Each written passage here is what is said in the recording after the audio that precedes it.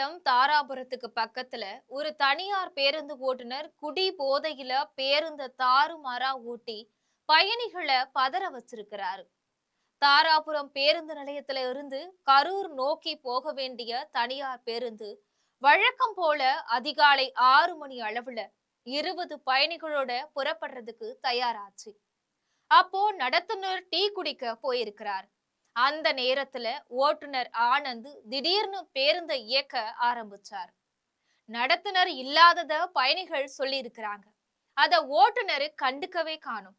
அதே நேரம் பேருந்து போக வேண்டிய கரூர் சாலையிலிருந்து ஒட்டன்சத்திரம் சாலைக்கு திரும்பி வேகமா போயிருக்கு.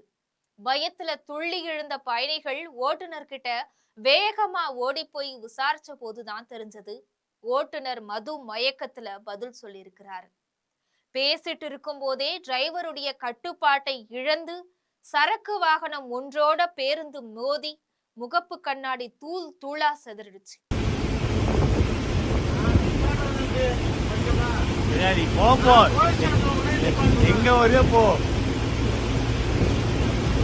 பேருந்து நின்னதும் பயத்துல அலறியபடி பயணிகள் ஓட்டம் பிடிச்சாங்க. உடனே ஓட்டுநர் யூட்டன் அடிச்சு மறுபடியும் தாராபுரம் நோக்கி பஸ்ஸை ஓட்டி வந்தது இன்னும் அதிர்ச்சியை ஏற்படுத்தி இருக்கு.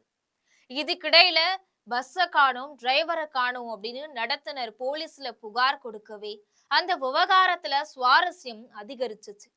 இதையடுத்து நெடுஞ்சாலை கண்காணிப்பு போலீசார் ரோந்துல இருந்த போது அந்த பேருந்தை தடுத்து நிறுத்தினார். அப்போ போலீசார் ஓட்டுநரை பரிசோதிச்ச போதுதான் அவரு குடிபோதையில இருந்தது உறுதியாகி இருக்கு.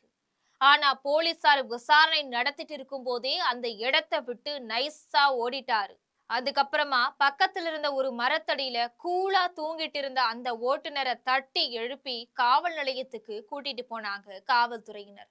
குடிபோதையில் இருந்த ஓட்டுநர் கிட்ட இருந்து 20 பயணிகள் உயிர் தப்பின அதிசய நிகழ்வு அந்த பகுதி மக்கள் கிட்ட பரபரப்பான பேசு பொருளா மாறி இருக்கு.